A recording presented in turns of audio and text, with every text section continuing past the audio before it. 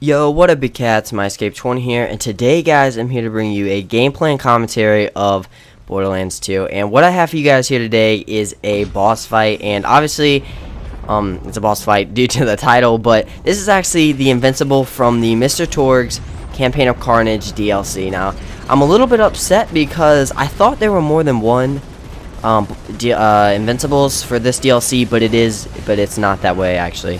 This is the only boss fight. God, I keep like stumbling on my word. This is the only Invincible boss fight in the DLC, and I do like it. I mean, I admit this boss fight is cool. It's interesting. It has some great ideas to it and everything like that. But I would have liked to see the blimp.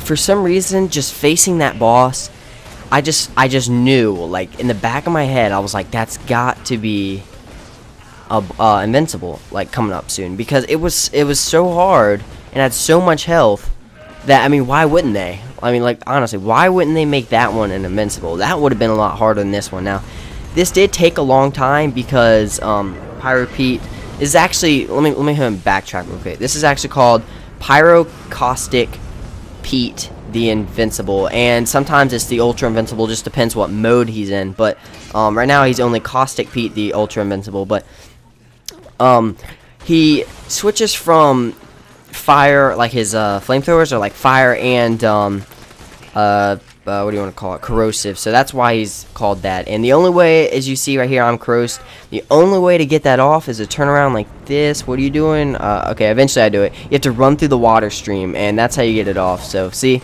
no longer, but he happened to be there, so it didn't really affect it too much. But yeah, I really like this boss fight. I think it, you know, brought a lot to this game. I think that it made the DLC a lot more fun. Anytime I think Invincibles are brought into the DLC, I think it adds a twist to things. Like sometimes like the bosses aren't that hard to begin with, but when you make them an Invincible, it makes it a lot harder. I normally bring a friend.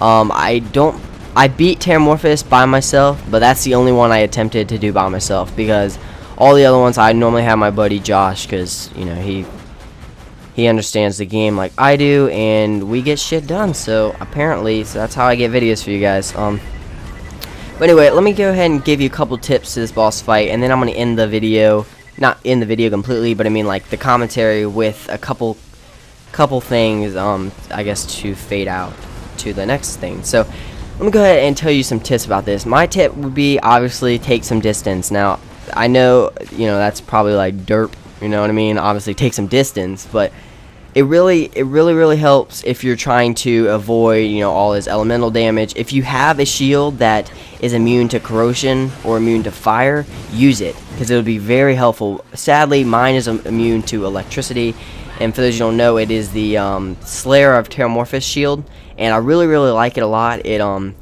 every time somebody hits it, they get spike damage from fire, and it really does a lot of damage to them. And anytime my shield's depleted, it puts out a fire nova, and plus it has a lot of shield and fast recharge and slow delay, and it's just an overall good shield. So if you're looking for a good shield to fit your character, I would recommend that. Now, I know obviously there's like the Sham, the B shield, you know, let's see, the B shield, the Negogator, yeah, I have them all. I have all the legendary shields, and so I know you guys are probably like, oh, use the B shield, but the problem with the B shield for me is it doesn't have enough shield. I like to run my mechromancer at a bulky tank kind of thing. Like, it can deal a lot of damage, the mechromancer can put out a lot of stuff, but I'm able to stay alive a lot because, well, I'm bulky, and I really like that about it. It helps me a lot in a boss fights. As you see, sometimes I'm down to like 200 something health, and that's because I put investment into health and shield and stuff like that. So that's why,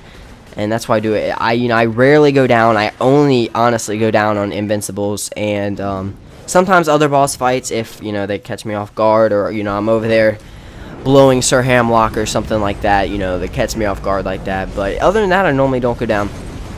But let me go ahead and tell you a little bit else about this boss fight. One thing to keep in mind, yes, the water does heal you, and not heal you, but get rid of all status effects and it is good, don't get me wrong. And for those of you who don't know how to do it, if you missed it already, I don't remember if I've actually showed it in the video yet. But what you want to do is you go over there and you turn the lever and it runs water down. The problem though is it drops enemies, and you're like, oh, that's not a big deal. Right now it's not a big deal. Towards the end of the boss fight, it was dropping level like 67s, and it was dropping like like level 67s. It was dropping level like 60s, 1s and stuff like that. So I think that's the reason this boss fight is difficult. I'd say on a scale to 1 to 10, is probably a 30. You know, 1 probably being the best. No, I'm just fucking with you. That's how I did that to Amanda the other day. For those who don't know, Amanda's my girlfriend, and I was like, babe, you're on a scale to 1 to 10. You're probably a 30. And she's like, oh, really? I was like, yeah, 1 probably being the best, and I got the meanest look. I got the meanest look. So don't ever do that to your girlfriend. I'm telling you, you won't ever see her ever again, because she'll dump you by then, and it's not a good idea. But as you can see right there, 57 little 57 things, sewer rats, and it's a really good thing I have Josh here with his turret and mine with the mechromancer, because it allows us to run around as our stuff is doing damage and stuff like that. Because honestly, if you're trying to fight this thing with a gunzerker or a like a siren, good luck with a siren. Jesus Christ, I don't know how the hell you're ever gonna beat an Invincible with that. I'm sure there's other ways, you know, you can boost up your fire tree, but I mean, on stuff that resists fire, I don't understand that at all. But yeah, so I'm eventually going to do, let me go ahead and talk to you guys a little bit about future videos on this channel about Borderlands 2. I'm going to finish up this. I already have all the, sad to say, but yesterday I completed all the videos for the 3rd DLC. And I'm a little bit upset about the 3rd DLC. It was not anything I hope it was going to be. I thought it was going to be some amazing, badass thing. You fight these sick-ass creatures, and it's not. The final boss fight is awesome, but it's weak at the same time. It took me a while to beat, but then you go to a cutscene, and you fight the mastermind behind the whole thing, and, well, you'll see. You really don't fight him. He kind of dies himself. It's really kind of upsetting, the amount of boss fights. I only have 2 main storyline boss fights. Now there might be a 3rd one. I was gonna count the 3rd one, and even though it was on the main mission thing, but the problem was I literally, and I mean literally, took him out in about 10 seconds, and I was like, there's no way this can be a boss fight. I mean, I put 2 maybe like 10 seconds of infinity pistol in it, so, and he died, so it was a little bit upsetting. But yeah, so we went ahead and we beat Pyro Pete, the Invincible. And the next video I'm going to have for you guys coming up is going to be, what was I guess it's the next DLC, so make sure you guys stay tuned for those. I'll eventually have my reviews on all the DLC and which ones you want to buy. If you don't want to buy the season pass and you don't want to buy them all, I will let you know the pros and cons of all of them and which one to buy if you're only going to buy one. So I think that's going to be an awesome video.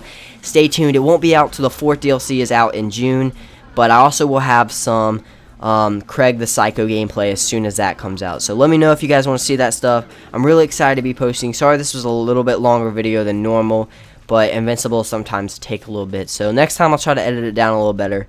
And yeah, so thanks guys for watching. And yeah, so have a good day. Alright, well, previous video was a boss fight. It was, what's the guy called? I don't even remember what he's called. Piston the Cheater boss fight, and that was the last boss fight of this DLC besides the Invincible, so the main storyline. And yeah, I like that. It's pretty cool. And featured video was a Minecraft Hardcore Part 1. So if you haven't seen my Minecraft series, make sure you guys check that one out. I am going to be posting more Minecraft parts coming up soon, so yeah, I don't want you guys to be behind if you're not caught up with the series yet. It really is an exciting series. I really enjoy doing it, so why miss out on it? You know, you can just click it right there and see the whole thing. So thanks guys for watching, and I hope you enjoyed everything. Alright, have a good day. Peace.